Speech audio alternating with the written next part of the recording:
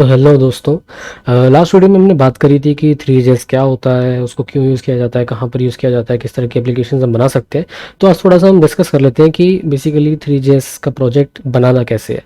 Okay, तो इसके लिए मैंने क्या किया है, या अपने सिस्टम पर मैंने एक फ़ोल्डर क्रिएट कर लिया है और वो फ़ोल्डर अभी तो खैर खाली है। इसी के अंदर हम अपना सारा कोड लिखेंगे, सारा प्रोजेक्ट जो है वो डेवलप करेंगे। तो हम क्या करते हैं, इसको किसी टेक्स्ट एडिटर में ओपन कर लेते हैं। मैं यहाँ पे VS कोड यूज़ करने वाला हूँ, आप अगर कोई और यूज़ करना चाहते हो तो कर सकते हो। ये सिंपल एक टेक्स्ट एडिटर की तरह ही मैं यूज़ करने वाला हूँ, कोई ज़्यादा एडवांस फंक्शनैलिटी मैं नहीं यूज़ करूँगा। ओके, तो ये अभी हमारा फोल्डर जो है वो एकदम खाली है। इसके अंदर हम क्या करते हैं, एक फोल्डर बना लेते हैं जेएस। इस जेएस के अंदर हम अपनी सारी की सारी जावास्क्रिप्ट की फाइल्स डाल सकते हैं। ओके, और एक हम फाइल बना लेते हैं, एक HTML की फाइल। अब जिन लोगों को HTML यूज़ करने में प्रॉब्लम आ रही है, तो देखो हम HTML का बहुत ज़्यादा यूज़ तो यहाँ करने वाले हैं नहीं। तो एक बहुत ही छोटा सा बॉयलर प्लेट कोड होने वाला है, आप चाहो तो उसको मेमोराइज़ कर सकते हो। बट अगर आप फिर भी आप HTML सीखना चाहते हो तो आपको बहुत सारे रिसोर्सेज मिल जाएंगे। अगर आपको फिर भी कोई दिक्कत आती है तो आप मुझसे भी पूछ सकते हो, मैं भी आपको बता दूंगा। Okay, no problem. तो अब हम छोटा सा HTML यहाँ लिख लेते हैं, बहुत ही बेसिक सा। ओके, अब हमने क्या करना है, हमारा जो जेएस का फोल्डर हमने बनाया इसके अंदर हमें 3GS की फाइल्स डालनी है, बेसिकली 3GS की लाइब्रेरी को डालना है। अब वो लाइब्रेरी हमें मिलेगी कहाँ से, तो हमारे पास एक ये URL है 3gs.org/build/3gs। इस URL पे आप जाओगे तो देखो ये हमारी जो है वो पूरी लाइब्रेरी है 3GS की, हमने इसी का यूज़ करना है। तो अब इसको यूज़ करने के लिए हम क्या करते हैं, इसको सेव कर लेते हैं कहीं पे, जो भी हमारा फोल्डर था।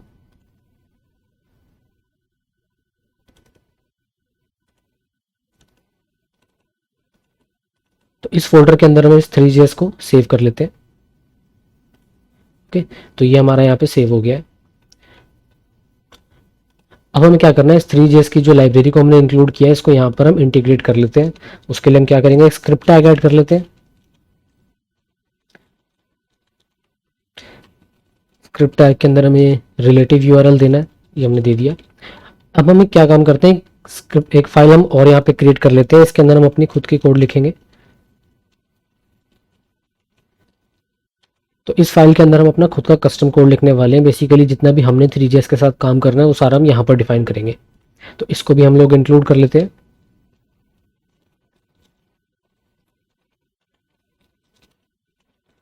तो हमारी फाइल यहाँ पे इंक्लूड हो चुकी है।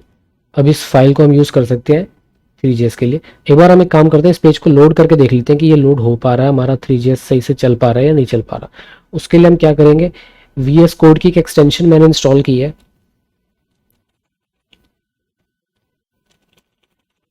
Live server.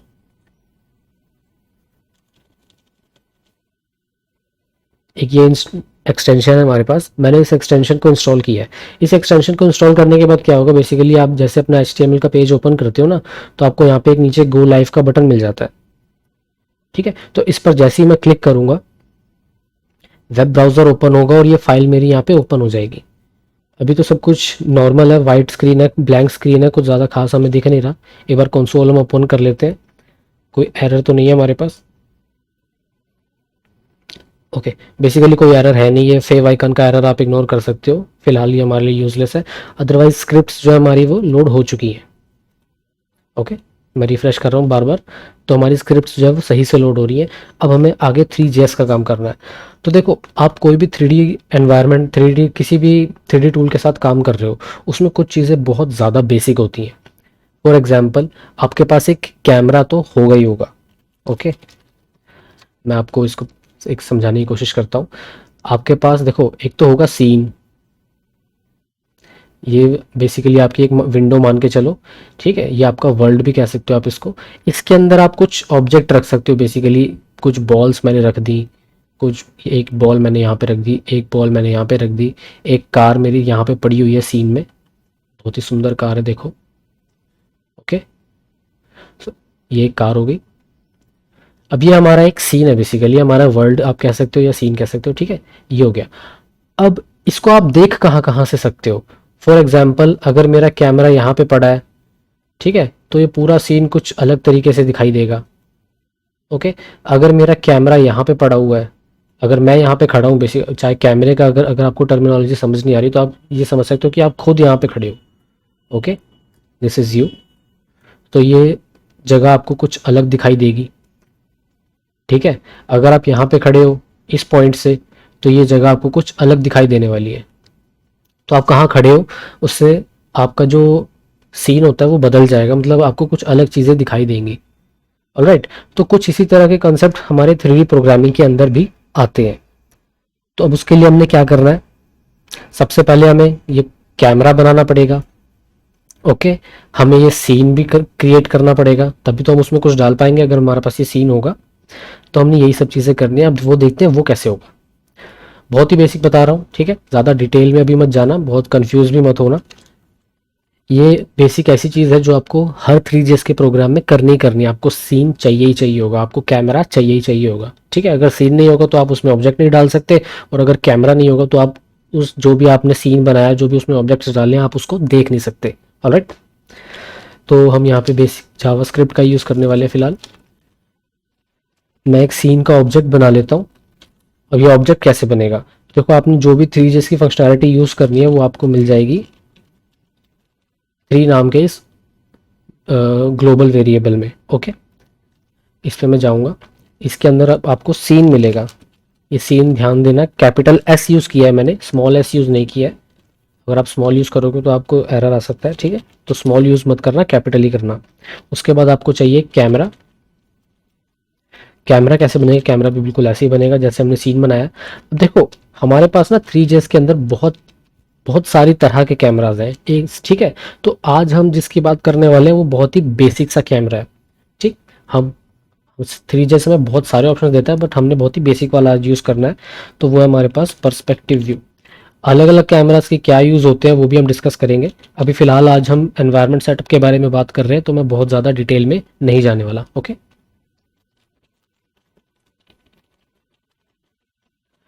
अब पर्सपेक्टिव कैमरा जो है ये कुछ हमारे पास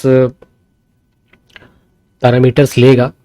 अब अगर आप इस डायग्राम को अच्छे से दोगे, मैंने यहाँ पे ना कहीं पर भी कोई कैमरा है, ठीक है, तो मैंने दो लाइंस बनाई हैं इस तरीके से। ये लाइन किस चीज़ को डिफाइन कर रही है, ये बेसिकली एक एंगल डिफाइन करती है यहाँ पे कि कितना पोर्शन विजिबल रहेगा। अगर ये एंगल मैं किसी मान के चलो ये कैमरा है मेरा, अगर इसका ये एंगल मैं बहुत छोटा सा रखता हूँ, बहुत छोटा, ठीक है, तो बहुत ही थोड़ा हिस्सा मुझे विजिबल रहेगा अपने पूरे सीन का। और अगर ये एंगल बहुत ही ज़्यादा बड़ा है, ठीक है, तो मुझे बहुत ही ज़्यादा हिस्सा विजिबल रहने वाला है। तो ठीक है, आप इस एंगल को यहाँ पे कंट्रोल कर सकते हो। यूजुअली 75 या 90 इस तरह का लोग यूज़ करते हैं, ठीक है, मैं 75 यूज़ कर लेता हूँ अभी। उसके बाद आता है एस्पेक्ट रेशियो। एस्पेक्ट रेशियो आपको पता भी होगा, आप वीडियो जैसे कभी डाउनलोड करते हो कभी, ठीक है, तो आप वहाँ पे एस्पेक्ट रेशियो सेट कर सकते हो कि आपको 16:9 चाहिए, 4:3 चाहिए। एस्पेक्ट रेशियो क्या होता है कि ये विंडो बताता है कि आपकी विंडो कितनी, कैमरे की जो भी व्यू रहेगी उसकी विड्थ कितनी होगी, उसकी हाइट कितनी रहेगी, उसका एक रेशियो बताता है, ठीक है। आजकल तो 16:9 बहुत ज़्यादा यूज़ हो रहा है, ठीक। बट हमें क्या करना है, हमें क्या चाहिए, हमें तो यही बताना पड़ेगा ना कि भाई हमारा सीन जो है वो इसके बराबर होने वाला है, इस विड्थ के, विंडो की, हमारी ब्राउज़र की जितनी भी विंडो है उसके बराबर की हमारी विड्थ होने वाली है, और विंडो की जितनी हाइट है उसके बराबर हमारी हाइट होने वाली है। तो हमें इसका रेशियो चाहिए, ठीक। हमारे पूरे सीन का रेशियो तो इसी से निकलेगा, तो यही हमें बताना है। अगर इस रेशियो को बताने में मैंने थोड़ी गलती कर दी तो हो सकता है आपको कोई चीज़ें बहुत चपटी नज़र आए, या हो सकता है कुछ चीज़ें बहुत पतली पतली सी नज़र आए, जबकि एक्चुअल में वो एकदम परफेक्ट साइज़ की होंगी। तो ये रेशियो सही से बताना बहुत ज़्यादा ज़रूरी है। तो हमें बेसिकली क्या चाहिए, विड्थ और हाइट का रेशियो चाहिए विंडो की। अब वो कैसे मिलेगा, बहुत ही सिंपल है, window dot inner width divided by window dot inner height. इससे हमें रेशियो मिल जाएगा कि हमारा जो विड्थ का और हाइट का क्या रेशियो है, ठीक है। इसके बाद नेक्स्ट चीज़ हमें क्या चाहिए होती है, देखो कोई भी कैमरा है, हमें उसको बताना है कि वो सबसे नज़दीक की चीज़ क्या देख सकता है और सबसे दूर की चीज़ क्या देख सकता है। बिकॉज देखो 3D प्रोग्रामिंग में क्या होता है, हमारा जो कंप्यूटर का हार्डवेयर होता है ना वो बहुत ज़्यादा यूज़ होता है, ठीक है। तो हमें कोशिश करनी है कि उसके ऊपर कम से कम हम प्रेशर डालें।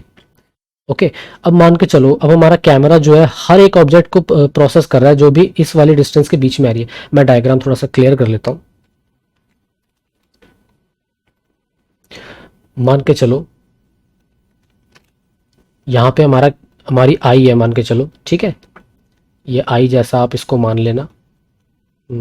लग रहा है आई जैसा। I don't know. तो मान के चलो ये कुछ भी हमारी आंखें हैं या कोई कैमरा है, ठीक है। अब मैंने इसको बोला कि तू बिल्कुल जो भी तेरे आगे है वहां से लेके एंड तक जहां पे जितना भी स्पेस पॉसिबल है तूने हर एक चीज को देखना है। अब देखो इसके बीच में कितना ज्यादा डिस्टेंस हो गया, है ना। अब जितनी भी चीजें आ रही हैं इसको हर एक को प्रोसेस करना है, हर एक की लाइटिंग को प्रोसेस करना है, हर एक की पोजीशन को प्रोसेस करना है, क्या चीजें दिख रही है क्या चीज नहीं दिख रही, इन सब में बहुत ज्यादा कंप्यूटेशन लगती है। तो हार्डवेयर के ऊपर बहुत ज्यादा लोड जाता है। ओके, तो हमें कोशिश करनी है कि हम इसको बहुत ज्यादा भी ना करें, ठीक है। तो हमें इसको कम करना है। अब कम करना है क्या मतलब, मान के चलो मैसेज देता हूं कि इतना नजदीक और इतना दूर, सिर्फ इतने डिस्टेंस के बीच में जितनी भी चीजें आ रही हैं तुझे वही देखनी है। अब देखो ये तो बहुत कम भी हो जाएगा, ठीक है, बिकॉज हो सकता है हमारा ऑब्जेक्ट को यहाँ पे पड़ा है, मान के चलो एक वही गाड़ी बना लेते हैं दोबारा से, ठीक है। हमारी गाड़ी है, ये कुछ गाड़ी जैसा मान लो आप, ठीक है। ये हमारी गाड़ी है एक। अब अगर मैं कैमरे की सेटिंग इस तरीके की रखूंगा तो ये कार तो दिखेगी ही नहीं, मतलब आधी दिख रही है, ये हिस्सा गायब हो गया, ये वाला पोर्शन पीछे का और आगे वाला पोर्शन भी गायब हो गया। अब ये भी गड़बड़ है। तो हम ये भी नहीं दे सकते, बहुत ज़्यादा भी नहीं देना, बहुत कम भी नहीं देना। बहुत ज़्यादा देंगे तो हमारे कंप्यूटर के हार्डवेयर पे ज़्यादा जोर पड़ेगा, बहुत कम देंगे तो हमारी ये ऑब्जेक्ट्स जितने भी हमारे सीन में पड़े हुए हैं वो दिखाई नहीं देंगे। तो अब हमें क्या करना है, तो हमें यहाँ पर ना थोड़ा ट्रेड ऑफ लेकर चलना पड़ता है। तो हम क्या करेंगे, इतना रख लेंगे अंदाजे से। ये अंदाजे से ही होता है, आप ऐसा नहीं कि कोई हार्ड एंड फास्ट रूल है कि इतना ही रखना है। आपकी एप्लीकेशन पे डिपेंड करता है कि आप कितना रखना चाह रहे हो, आपकी रिक्वायरमेंट कितनी है, ठीक है। तो कुछ लोग क्या करते हैं, वो सोचते हैं कि सारे ही दे देते हैं जितना भी अवेलेबल है। तो ऐसा भी नहीं करना, क्योंकि वो ऐसा क्यों सोचते हैं, बिकॉज वो सोचते हैं सारा दे देंगे तो जितनी भी चीज़ें हैं वो कवर हो ही जाएंगी, जितने भी ऑब्जेक्ट्स हैं वो कवर हो ही जाएंगे। तो देखो ऐसा भी नहीं करना आपने, ठीक है ना। और बहुत कम भी नहीं देना, बहुत ज़्यादा भी नहीं देना। तो यहाँ पे आपको ठीक ठीक आइडिया से अपने एप्लीकेशन की रिक्वायरमेंट के हिसाब से आपको पता होता है जनरली कि आप कितना दूर जाने वाले हो, कितना पास आने वाले हो। तो उसके अकॉर्डिंग आप कंट्रोल यहाँ पे कर सकते हो। तो अभी मैं क्या करने वाला हूँ, जो पास का डिस्टेंस होता है वो तो मैं रखूँगा लेट्स से 0.01, ये मेरा नज़दीक का डिस्टेंस हो जाएगा। और हमें दूर का डिस्टेंस कितना रखना है, लेट्स से 1000 यूनिट्स। मैं यूनिट्स बोल रहा हूँ यहाँ पे, ये पिक्सल भी हो सकता है, ठीक है। जितना भी इसका 3GS का सिस्टम होगा ये उस हिसाब से ले लेगा, ठीक। मैं किलोमीटर या मीटर कुछ ऐसा नहीं बोलना चाह रहा, मैं यूनिट्स में बात करूँगा, ठीक है। तो हमारा सीन बन चुका है, हमारा कैमरा बन चुका है। सीन बनाना तो आसान था, कैमरा बनाने में हमें थोड़ी सी मेहनत करनी पड़ गई, ठीक। अब हमें क्या करना है, एक रेंडरर बनाना है। रेंडरर क्या चीज़ होती है, देखो 3GS, अभी आपको लग रहा होगा कि 3GS कहाँ यूज़ होगा, सिर्फ वेब के ऊपर यूज़ होगा, एक कैनवस हो जाएगा उसमें। बेसिकली कैनवस का ये यूज़ करता है, जो HTML का कैनवस होता है उसका यूज़ करता है, ठीक है। अब यहाँ पे क्या होता है, 3GS सिर्फ और सिर्फ कैनवस का यूज़ नहीं करता, वो और भी अलग अलग चीज़ें यूज़ कर सकता है। वो कैनवस भी यूज़ कर सकता है, वो एक HTML का टेबल भी यूज़ कर सकता है, कोई SVG भी यूज़ कर सकता है। आप चाहो तो अपना खुद का एक रेंडरर बना सकते हो जो किसी अलग ही चीज़ को यूज़ करेगा। तो हमेशा ज़रूरी नहीं है कि 3GS सिर्फ और सिर्फ कैनवस के साथ काम कर रहा होगा, ठीक है। तो आपको बताना पड़ता है कि भाई अभी फ़िलहाल आपको किस चीज़ की रिक्वायरमेंट है, अभी फ़िलहाल आपको क्या चाहिए। तो अभी तो हम कैनवस के साथ काम करेंगे तो हमें कैनवस ही चाहिए। तो उसके लिए हम क्या करने वाले हैं, एक रेंडरर बनाएंगे। जैसा मैंने आपको बताया कि कैनवस जो है, सॉरी, ये जो 3GS है ये पूरा का पूरा WebGL पे बेस्ड है। और WebGL किसके साथ काम करता है, कैनवस के साथ। तो अभी हमें जो बनाना है रेंडर, वो बनाना है WebGL वाला रेंडर, यानी कि जो किसके साथ काम करेगा, कैनवस के साथ। Okay, renderer equals to new 3.WebGL renderer. Okay, ये बनाना भी सिंपल था, इसमें भी मुझे कुछ ज़्यादा पैरामीटर्स नहीं देने पड़े। अब इस रेंडरर यानी कि जो भी कैनवस हम बनाने वाले हैं इसका कुछ हाइट और विड्थ भी हमें बताना पड़ेगा। अब हाइट और विड्थ कितनी होगी, जितनी हमारे सीन की हाइट और विड्थ होगी। अब कैमरा बनाते टाइम हमने क्या हाइट और विड्थ का रेशियो बताया हुआ, ये वाला। तो हम इसी को यूज़ कर सकते हैं, है ना। हम इसी का यूज़ करेंगे, इतना ही हमारा सीन का हाइट और विड्थ होने वाला है। तो रेंडरर डॉट सेट साइज ठीक है जी। ये हमने विड्थ भी बता दी, हाइट भी बता दिया। पहला मैं पैरामीटर जो है वो हमारा विड्थ है, दूसरा पैरामीटर हमारी हाइट है। अब हमें क्या करना है, अब ये WebGL रेंडरर जो है ना, ये कैनवस जनरेट करेगा। अब इस कैनवस को हमें अपने HTML पेज पे ऐड भी करना है, बिकॉज अभी अगर आप देखोगे अपना पेज, हम रिफ्रेश करके देखते हैं, यहाँ पे कुछ आया नहीं, कुछ शो ही नहीं हुआ, ना ऊपर कुछ शो हुआ ना नीचे कुछ शो हुआ। एरर भी नहीं है, अच्छी बात है, एरर नहीं है। ठीक है, तो इस केस में हमें क्या करना है, इस केस में हमें करना है बेसिकली जो भी हमारा ये रेंडरर आया है, इसके पास एक कैनवस पड़ा हुआ है, हमें उस कैनवस को अपने HTML में ऐड करना है। तो जिन लोगों को बेसिक जावास्क्रिप्ट पता है उन्हें पता होगा ये काम किस तरीके से किया जाता है। जिनको नहीं पता, बहुत ही सिंपल सा तरीका है इसको करने का, मैं आपको बता देता हूँ। हमें कहाँ पे ऐड करना है, जो भी हमारा पूरा वेब पेज है, जो भी हमारा ये डॉक्यूमेंट है, इसकी बॉडी में ऐड करना है। तो हम यहाँ पे लिखेंगे डॉक्यूमेंट डॉट बॉडी, हमारे डॉक्यूमेंट की जो बॉडी है उसमें हमें करना है अपेंड चाइल्ड, कुछ अपेंड करना है, कुछ ऐड करना है। क्या ऐड करना है, रेंडरर डॉट डॉम एलिमेंट। जैसे ही आप ये वाली लाइन लिखोगे, हमारे वेब पेज के अंदर हमारा जो कैनवस है वो ऐड हो जाएगा। अब इस पेज को हम रिफ्रेश करते हैं, कुछ दिख नहीं रहा यहाँ पे, लेकिन एक बार यहाँ पे आते हैं, क्या यहाँ पे कुछ आया है, अभी कुछ आया नहीं है। ओह, बेसिकली मैंने यहाँ पे गलती क्या कर दी है, I am sorry for that. 3 हमें यहाँ पे नहीं लिखना है, यहाँ पे हमें स्क्रिप्ट लिखना है, अपनी वाली स्क्रिप्ट को इंक्लूड करना है यहाँ पे। ओके, दोबारा रिफ्रेश करते हैं, कोई कंसोल में error, 3 WebG renderer, okay, now we got an error।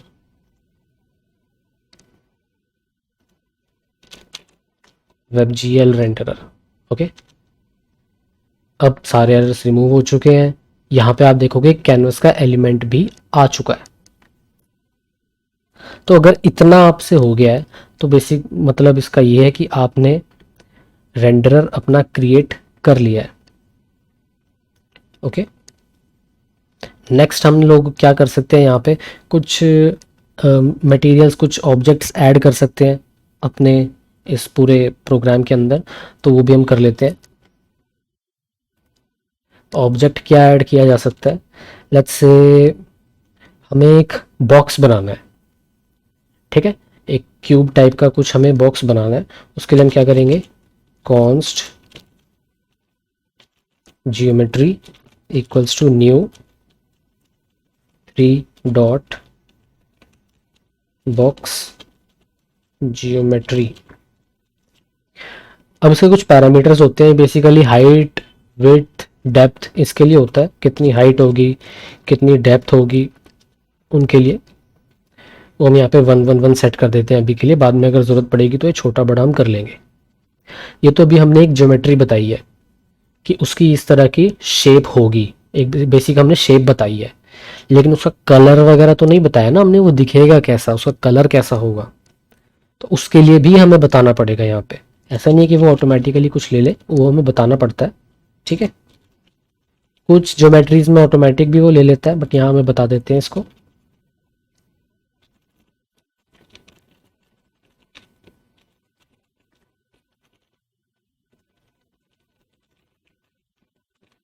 एक यहाँ पे होता है मैश बेसिक मटेरियल।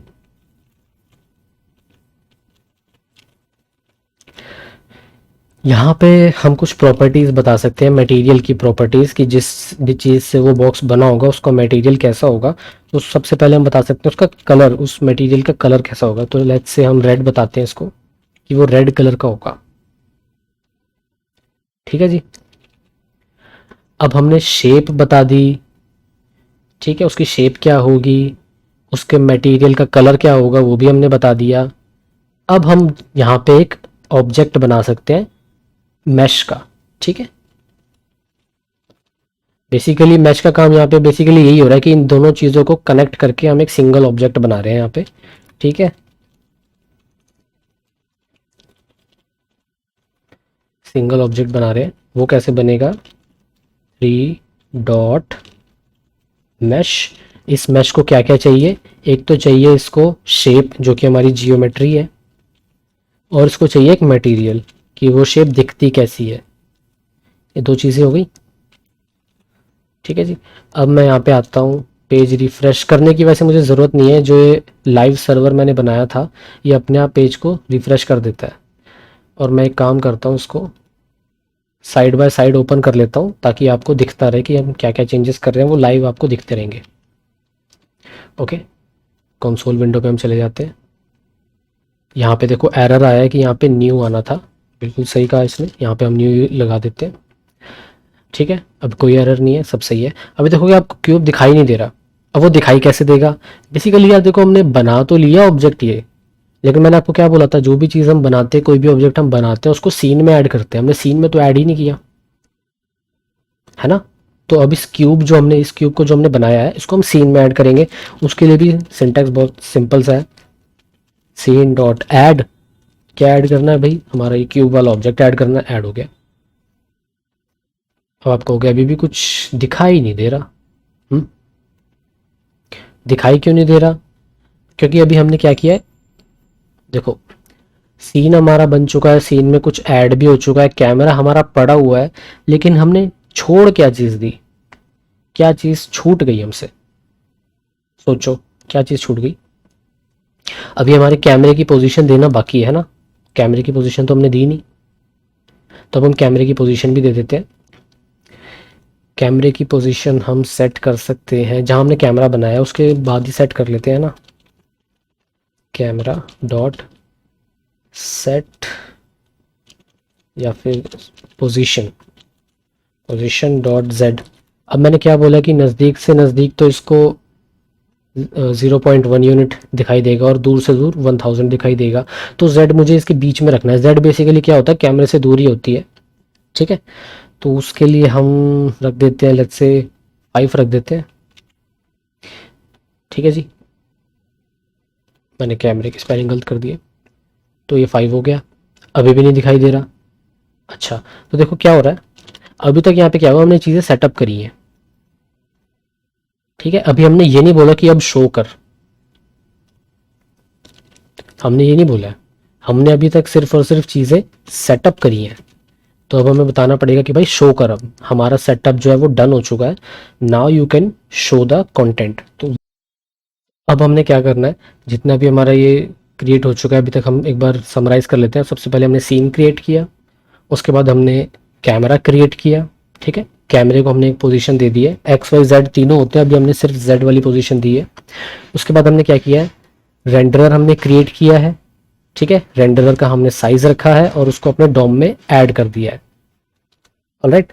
उसके बाद हमने क्या किया है, हमने ज्योमेट्री बनाई है। बेसिकली क्यूब हमें जनरेट करना था, तो उसके लिए हमने सबसे पहले एक ज्योमेट्री बनाई, ज्योमेट्री आप कह सकते हो या शेप कह सकते हो, हमने बनाई। और एक मटेरियल बनाया कि वो शेप दिखती कैसे, उसका कलर क्या होगा, उसको बताने के लिए उन शेप और इस कलर को कंबाइन करके हमने क्यूब बना लिया, ठीक। और इस क्यूब को हमने अपने फिर सीन में ऐड कर दिया, ठीक है। अभी आप देखो, इस सीन को और रेंडरर को, ठीक है, हमने कनेक्ट नहीं करा आपस में, ना इस कैमरे को इस सीन के साथ कनेक्ट किया कहीं पर भी। तो 3GS को कैसे पता चलेगा कि भाई जो कैनवस में यहाँ पे बना रहा हूँ उसमें कौन सा सीन डालना है? बिकॉज सीन हमने क्या, एक ऑब्जेक्ट ही तो है, यहाँ पे और भी 10 सीन के ऑब्जेक्ट बना सकता हूँ। अभी हमें करंटली कौन सा दिखाना है वो तो हमने दिखाया बताया ही नहीं, ठीक है। इसी तरह कैमरे भी बहुत ज्यादा हो सकते हैं, बहुत सारे हो सकते हैं। अभी फिलहाल हमने कौन सा कैमरा यूज करना है, ठीक है, वो भी हमने नहीं बताया, वो भी बताना पड़ेगा रेंडरर को। तो उसके लिए हमारे पास क्या कोड है, छोटा सा कोड है, रेंडरर डॉट रेंडर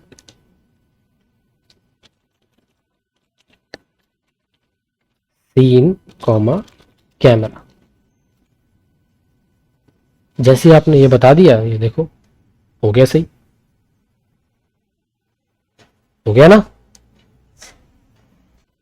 तो अभी के लिए आप सिर्फ इतना ही कर लो, इतना आप एक बार एनवायरनमेंट सेटअप कर लो, ठीक है। उसके बाद जब इतना हो जाएगा, इतने में किसी को कोई दिक्कत नहीं आएगी, फिर हम इजीली आगे मूव कर सकते हैं। बिकॉज यहाँ पे भी सीखने के लिए बहुत कुछ है, बट कुछ स्टूडेंट्स यहीं पर अटक जाते हैं, कुछ लोग यहीं पर अटक जाते हैं, वो आगे बढ़ ही नहीं पाते, ठीक है। फिर वो ज़्यादा डीमोटिवेट हो जाते हैं। मैं सारी चीज़ों को एक बार दोबारा से समराइज़ कर देता हूँ, अगर आपको कहीं भी कोई दिक्कत आ गई आपका क्लियर हो जाएगा डाउट। सबसे पहले हमने क्या किया है, सबसे पहले हमने एक सीन क्रिएट किया है, क्योंकि हमें 3D से रिलेटेड कुछ भी करना है तो हमें एक प्लेटफॉर्म बनाना पड़ेगा, एक सीन बनाना पड़ेगा, फिर उस सीन के अंदर हम अपने ऑब्जेक्ट्स ऐड करते रहेंगे। वो चाहे गेम का कैरेक्टर हो गया, कोई कार हो गई, ठीक है, कुछ भी हो गया, हमें सीन में ऐड करना है। अब उस सीन को देखना है कि पर्टिकुलर पोजीशन से कैसा दिखेगा, तो हमें कैमरा भी चाहिए। एक सीन में एक से ज़्यादा कैमरा हो सकते हैं, आप देख सकते हो अलग अलग कैमराज से, ठीक है, तो आपको ज़्यादा भी कैमरे चाहिए होंगे, फिलहाल एक तो चाहिए ही चाहिए अगर सीन को देखना है, ठीक है जी। तो हमने एक कैमरा क्रिएट कर लिया। उस कैमरे को क्रिएट करने के लिए हमने कुछ पैरामीटर्स यहाँ पे डाले थे, ठीक है जी। कि इन पैरामीटर्स का क्या मतलब था, बेसिकली 75 जो यहाँ पे एक एंगल बता रहे हैं कि कितना मेरा व्यूइंग एंगल रहेगा, ठीक है। और फिर एस्पेक्ट रेशियो कितना होगा मेरे कैमरे का, ठीक है जी। उसके बाद नियर डिस्टेंस में कितना देख सकता हूँ और फार डिस्टेंस में कितना देख सकता हूँ। उसके बाद हमने पोजीशन बता दी। इस पोजीशन को आप छोटा बड़ा कम ज़्यादा कर सकते हो। लेट्स से मैंने 500 बोल दिया, मैं 500 पोजीशन पर हूँ अभी, तो वो ऑब्जेक्ट गायब ही हो गया। बेसिकली क्या होगा, वो पीछे को चला गया होगा मेरे, ठीक है। तो इतना ज़्यादा देने का फ़ायदा नहीं हुआ, ज़ीरो दे के देखते हैं। अभी हम ज़ीरो पोजीशन पे बहुत ही ज़्यादा पीछे आ चुके हैं, इतना भी नहीं जाना था, ठीक है। 1 लेट्स से, ओके, अभी हम बहुत ही ज़्यादा करीब आ चुके हैं उसके, बहुत ज़्यादा। 2, थोड़ा सा पीछे जाते हैं, ओके, थोड़ा सा और पीछे जाते हैं, ओके, थोड़ा सा और पीछे जाते हैं, ठीक है। आप समझ पा रहे हो, यहाँ पे मैं Z को कर रहा हूँ, पीछे आ रहा हूँ, जितना मैं बढ़ा रहा हूँ उतना मैं पीछे आ रहा हूँ। अगर 500 मैंने करा था जैसे पहले, फिर तो हम बहुत ही ज़्यादा पीछे चले गए, वो एक डॉट की तरह बन गया होगा, तभी नज़र नहीं आ रहा था। दोबारा मैं 500 करूँगा, बिल्कुल डॉट की तरह होगा, कहीं पता भी नहीं चल रहा मैं कि है भी कि नहीं है। अगर मैं 50 करता हूँ तो भी देखो बहुत ही छोटा सा दिखाई दे रहा है, ठीक है। तो 5, अभी के लिए आप 5 छोड़ सकते हो। अब इसकी नेक्स्ट में हम क्या कर सकते हैं, इस क्यूब को अगर हमें मूव करना है, रोटेट करना है, ठीक है जी, वो कैसे किया जाए, एनिमेशन बनानी है, वो किस तरीके से किया जाए, तो नेक्स्ट में हम वो देखेंगे। फिलहाल आप इतना सेटअप कर लीजिए। और सेटअप के लिए मैं एक चीज़ और बताना चाहता हूँ। अभी जो मैंने ये सेटअप आपको करके दिखाया है, बहुत ही बेसिक वाला सेटअप है, मतलब ईजीएस्ट। आपको कुछ नहीं करना है, 3GS की फाइल डाउनलोड करनी है, अपने इसमें प्रोजेक्ट में ऐड करनी है, इंटीग्रेट करनी है, एक स्क्रिप्ट की फाइल बनानी है, उसमें अपना कोड लिखना है और HTML की फाइल के साथ उसे कनेक्ट करना है। अभी तक हमने सिर्फ इतना ही काम किया है। इससे नेक्स्ट लेवल भी अगर आपने जाना है तो आप Node.js का भी यूज़ करोगे, वो हम फ्यूचर में करेंगे, अभी उसको करने की ज़रूरत नहीं है, अभी उस लेवल तक जाने की ज़रूरत नहीं है, अभी वहाँ पहुँचे नहीं है। बिकॉज ज़्यादातर व्यूअर्स ऐसे भी होंगे जिनको बहुत ज़्यादा Node.js वगैरह की इतनी नॉलेज नहीं है, ठीक है। तो फिलहाल के लिए वो रिक्वायर्ड नहीं है, इसलिए मैं उसको डिस्कस नहीं कर रहा हूँ। तो फ्यूचर में जब बेसिक हमें पता चल जाएगा, एक बार हम थोड़ा कंफर्टेबल हो जाएंगे, तो हम उस मेथड पर भी जाएंगे। लेकिन अभी के लिए एज अ बिगिनर आपके लिए एकदम सही है, तो आप इसको कंटिन्यू रख सकते हो, इसी मेथड से करो, ईजी रहेगा आपके लिए मैनेज कर पाना चीज़ों को। अदरवाइज आप और एक्स्ट्रा टूल्स जो है उन्हीं में कंफ्यूज होते रह जाओगे। Okay, so good luck.